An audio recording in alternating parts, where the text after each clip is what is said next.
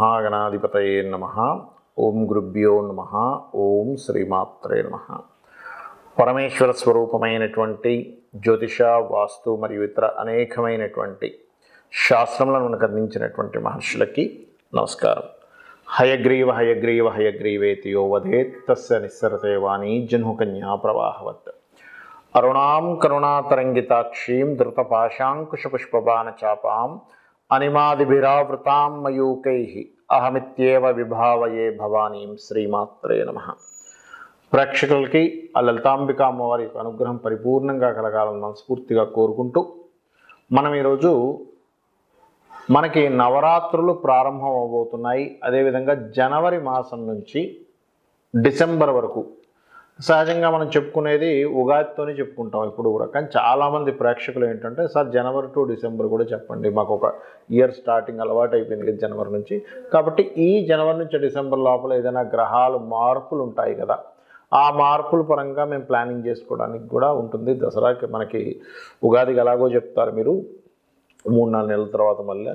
కాకపోతే ఇప్పుడు ఒకసారి చెప్పండి, చాలామంది వాట్సాప్లో పెట్టడం వల్ల చేస్తున్నటువంటి కార్యక్రమం ఇది. అయితే ఈ యొక్క జనవరి నుంచి డిసెంబర్ వరకు అసలు గ్రహాలు, మేజర్ ప్లానెట్స్ అసలు ఏం మారుతున్నాయి, ఏవి వక్రగతిలోకి వెళ్తున్నాయి అనేటువంటి దాని సంబంధంగా ఎటువంటి జాగ్రత్తలు తీసుకోవాలి, ఎటువంటివి అవకాశాలు అందిపుంచుకోవాలి, ఏ దేవత ఆరాధన చేసుకోవాలి. అందులో ముఖ్యంగా మనకి నవరాత్రులు ఉన్నాయి కాబట్టి ఈ నవరాత్రుల నుంచి వచ్చే సంవత్సరం వరకు కూడా ఈ నవరాత్రుల్లో ఏ దేవతని రెగ్యులర్గా పూజిస్తే మీరు ఇన్ని రోజుల నుంచి పడుతున్నటువంటి ఇబ్బందుల నుంచి ఎలా బయటపడగలుగుతారు, ఏ రాశి ఏ లగ్నం వారు, లగ్నం తెలిసే లగ్నము, రాశి తెలిసేవారు రాశి వారు, ఎవరిని ప్రార్థిస్తే ఎవరిని పూజిస్తే మీరు పడుతున్నటువంటి ఇబ్బంది నుంచి బయటపడతారు. ఎందుకంటే ఉపాసన అంటూ ఉంటారు. అంటే ఉపాసన ఏం చేస్తుందంటే పంచమ స్థానాన్ని యాక్టివేట్ చేస్తుంది.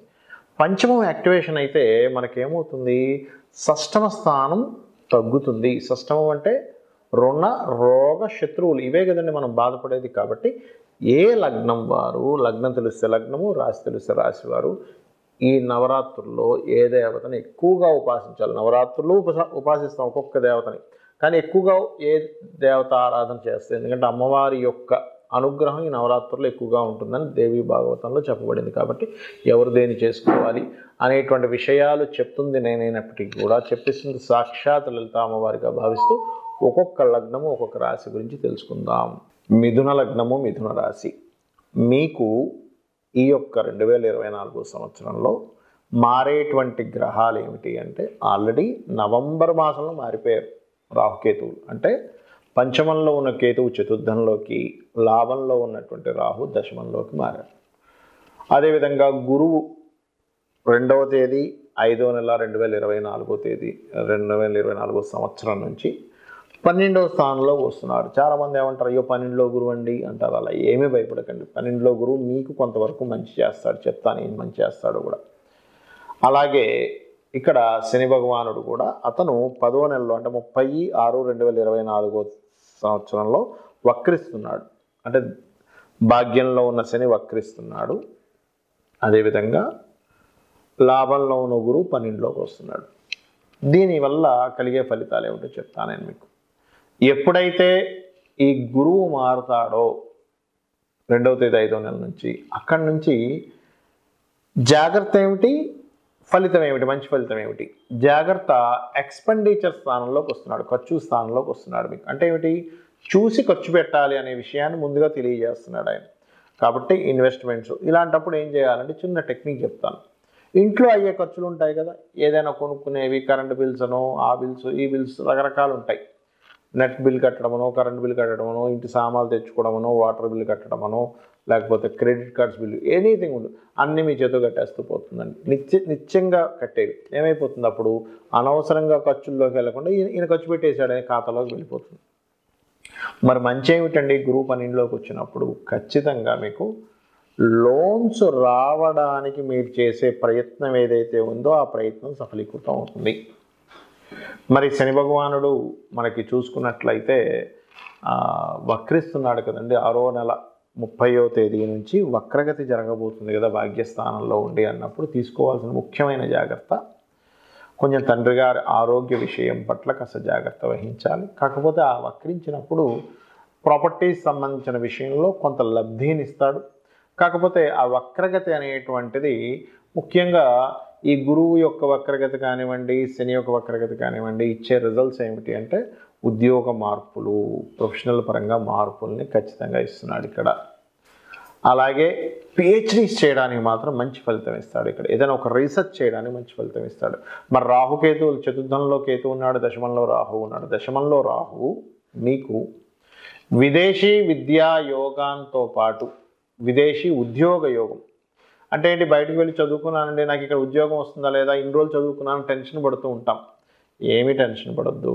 బయట దేశాల్లో నివసించేటువంటి వారికి ఆ యొక్క అమ్మవారు, ఒకవేళ బయట దేశంలో ఉన్నానండి, నాకు ఏమిటో అర్థం కావట్లేదు, ఏమి టెన్షన్ పడాల్సిన పని లేదు. మహాలక్ష్మి అమ్మవారిని, దుర్గని పూజించండి. దశమంలో రాహు ఉన్నాడుగా, బయట దేశంలో ఉద్యోగం రావడానికి దుర్గ తోడ్పడుతుంది. మహాలక్ష్మి అమ్మవారు ప్రత్యేకంగా ఏమిటి అంటే మీకు పంచమ స్థానం యాక్టివేషన్ అయ్యేలా చేస్తుంది. మరి 4లో కేతువు, ఇక్కడ తీసుకోవాల్సిన ముఖ్యమైనటువంటి జాగ్రత్త ఏమిటి, విద్యా విషయంలో కొంచెం కాన్సన్ట్రేషన్ తప్పుతూ ఉంటుంది. పిల్లలకు కావచ్చు, పెద్దలకు కావచ్చు. భూమి, గృహము, వాహనము, విద్యా సంస్థలు, విద్యా సంబంధంగా తీసుకునే నిర్ణయాల విషయాల్లో జాగ్రత్తగా ఉండండి. మరి ఎలాగంటే ఖచ్చితంగా నేను చదువుకోవాలి, ఇది కంపల్సరీ చేయాలన్నప్పుడు ఒక్కసారి మనసులో గణపతిని తలుచుకొని అటువంటి విషయాలు ప్రారంభించండి. ఖచ్చితంగా బాగుండడం జరుగుతుంది, అందులో ఎటువంటి సందేహం లేదు. చాలామందికి ఏంటంటే ఏమండి నాకు రాశి తెలియదు, లగ్నము తెలియదు, నక్షత్రము తెలియదు, అలాంటప్పుడు నేను ఏ దేవత ఆరాధన చేసుకోవాలి అని అడుగుతూ ఉంటారు. దీనికి 2-3 విధానాలు ఉన్నాయి, ఒక్కొక్కటి చెప్తాను. మీ పేరు ఉంటుంది, మీ పేరు చాన అక్షరంతో చూచే చోళ అశ్విని అలా తీసుకోవచ్చు. లీలు లేలో భరణి అంటే లక్ష్మణ్, చందన్ లేదా చందన అలా కూడా తీసుకోవచ్చు. ఆ రకంగా కూడా తీసుకొని ఇది మేషరాశనో మేషలగ్నం అనుకొని తీసుకోండి. రెండవది, అసలు నాకు ఆ పద్ధతి కూడా తెలియదండి, ఏం చేయాలి అని అనుకున్నప్పుడు ఈ నవరాత్రుల్లో ఒక్కొక్క రోజు ఆ దేవతా సంబంధించినటువంటి స్వరూపం ఏదైతే ఉందో ఆ దేవతా స్వరూపాన్ని స్మరించుకుంటూ చాలా సింపుల్గా మీరు నామస్మరణ చేసుకోవచ్చు. అంటే ఎలాగా, మొట్టమొదటి మనకి నామాల్లో ఏమిటి, బాల అంటే ఓం బాలాదేవితాయి నమః, బాలా బాలా బాలా బాలా అని అనుకున్నా కూడా సరిపోతుంది ఫస్ట్ మొదటి రోజు.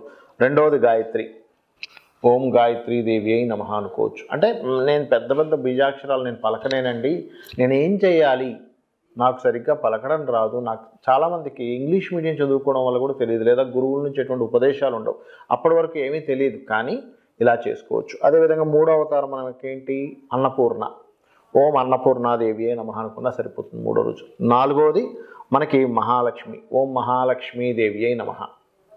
ధనానికి ఇబ్బంది ఉందండి, నాకు ఏమీ తెలియదు, ఓం మహాలక్ష్మీదేవి అయి నమః అనుకోండి. సంతానానికి ఇబ్బంది లేనట్లయితే, ఆయుష్కి ఇబ్బంది ఉంది లేనట్లయితే, నాలో తెలియని ఒక చిన్నతనం ఉంది, ఓం బాలాదేవి అయి నమః అనుకోండి. లేదు నాకు ఏం చేయాలో తోచట్లేదు, ఈ సంవత్సరం నుంచైనా నాకు బాగుండాలని కోరుకుంటున్నాను అన్నప్పుడు మనకి జ్ఞానాన్ని ఇచ్చేటువంటి స్వరూపం గాయత్రి, ఓం గాయత్రీదేవి అయి నమః అనుకోవచ్చు. అదేవిధంగా నాకు మానసికమైన రుగ్మతలు ఉన్నాయి అన్నప్పుడు బాలని లేదా మన అన్నపూర్ణాదేవిని చేసుకోవచ్చు. ఈ రకంగా 4 రోజుల తర్వాత 5వది ఏమిటి అంటే చండీ. చాలామంది చూడండి, నాకు ఏలినాటి శని ఉంది అంటున్నారండి, లేదా శని మహర్దశ నడుస్తుంది అంటున్నారు, శని సంబంధించిన దోషాలు పోవాలనుకుంటున్నాను, ఏం చేయాలి అంటూ ఉంటారు. చండీ చేసుకోండి. అంటే ఏమిటి, మీకున్న ప్రాబ్లం ఏంటి దాన్ని బట్టి ఈ నవరాత్రులు చేసుకోవచ్చు. ప్రతిదీ ఆలస్యం అవుతుంది, చండీ చేసుకోండి. ఓం చండీదేవి అయి నమః, ఓం చండీ చండీ చండీ అని కూడా అనుకోవచ్చు, ఓం చండీ దేవతాయ నమః అనుకోవచ్చు, అమ్మా చండీ మాత అనుకోవచ్చు, సరిపోతుంది. అమ్మా చండీ అమ్మా చండీ అమ్మా చండీ అనుకోండి, సరిపోతుంది. మీరు బీజాక్షరాలే ఖచ్చితంగా పలకాలి అనేం లేదు, మీలో భక్తి ఉండడం చాలా ప్రధానమైనటువంటి అంశము. అదేవిధంగా కొంతమందికి ఎడ్యుకేషన్ రిలేటెడ్ సంబంధించినటువంటి విషయాల్లో ముందుకు వెళ్ళలేకపోతుంటారు, లేదా కొంతమందికి సరస్వతీదేవి యొక్క అనుగ్రహం కావాలి, వాళ్ళ పిల్లలకి సరిగ్గా విద్యా సంబంధించినటువంటి విషయాల్లో ఇబ్బంది పడుతూ ఉంటారు.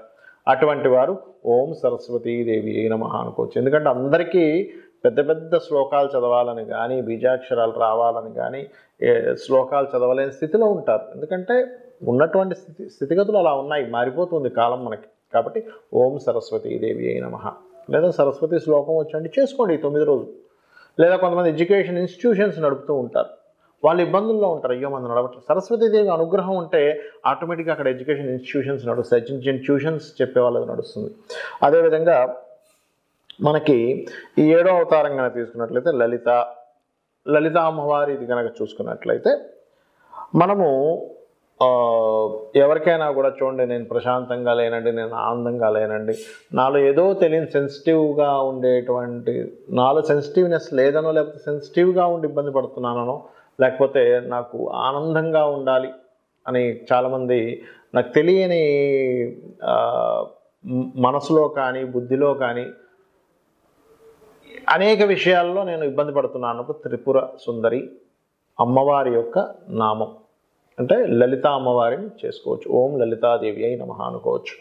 అదేవిధంగా భయాలు ఉంటాయి కొంతమందికి, ఏదో జరిగిపోతుంది, నాకేదో జరగనుంది, ఏదో జరిగిపోతుంది అనేటువంటి భయం ఉంటుంది. అసలు ఏమీ జరగదు, అక్కడ తాడుని చూసి పాము అని భ్రమపడుతూ ఉంటాడు. అలాంటి వాళ్ళు దుర్గా చేసుకోవాలి ఈ 9 రోజులు, గుర్తుపెట్టుకోండి. అలాగే మరొక విషయం ఏంటంటే ఆఖరిగా మనకి మహిషాసురమర్దిని రాజరాజేశ్వరి. మహిషాసురమర్దిని ఏంటంటే యమబాధలు ఉన్నాయండి, నాకేదో గండం ఉందండి అని బాధపడుతూ ఉంటారు, భయపడుతూ ఉంటారు. అలాంటి వారు లేదా రాజ్యాన్ని దక్కించుకోవాలనుకునేటువంటి వారు రాజరాజేశ్వరిని చేయొచ్చు. అంటే ఏమిటి, ఇప్పుడు నెక్స్ట్ ఎలక్షన్స్ రాబోతున్నాయి, ఈ 9 రోజులు రాజరాజేశ్వరి అమ్మవారి యొక్క ఆరాధన. లేదండి నాకేదో బ్లాక్ మ్యాజిక్ జరిగిందని లేకపోతే ఇంకోటి ఏదో అని భయపడుతూ ఉంటారు కొంతమంది, అటువంటి వారు మహిషాసురమర్దిని చేసుకోవచ్చు.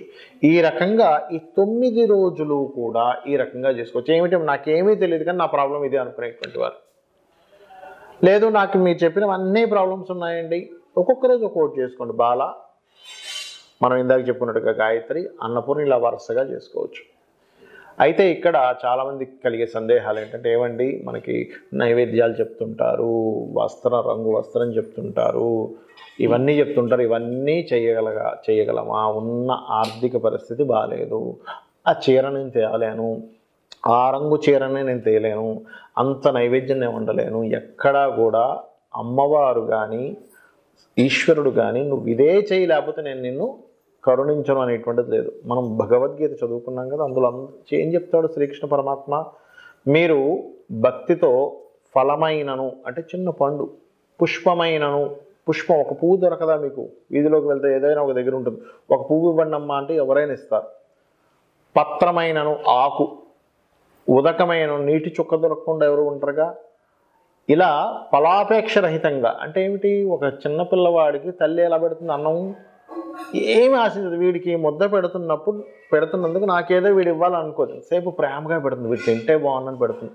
అలా చిన్నపిల్లవాడికి తల్లి ఎలాగైతే ప్రేమగా పెడుతుందో ఆ రకంగా మీరు కనుక అమ్మవారికి కానీ స్వామివారికి కానీ మీరు కేవలం నేను ఇప్పుడు చెప్పినటువంటి వాటిలో ఏదైనా సరే సమర్పించినట్లయితే, అందులో ప్రధానంగా ఏమి నాకు చాలా ప్రాబ్లంగా ఉందండి అనుకునేటువంటి వారు బెల్లము సమర్పించవచ్చు. ఎందుకంటే బెల్లానికి దోషము లేదని చెప్తూ ఉంటారు శాస్త్రంలో. అంటే నేను అనేది ఏంటంటే, మరీ అంటే చాలా దీనస్థితిలో ఉన్నానండి, ఇంకేం నేను నవరాత్రులు చేస్తాను అనుకునే వారికి కూడా నేను చెప్తున్నటువంటి అంశం ఇది.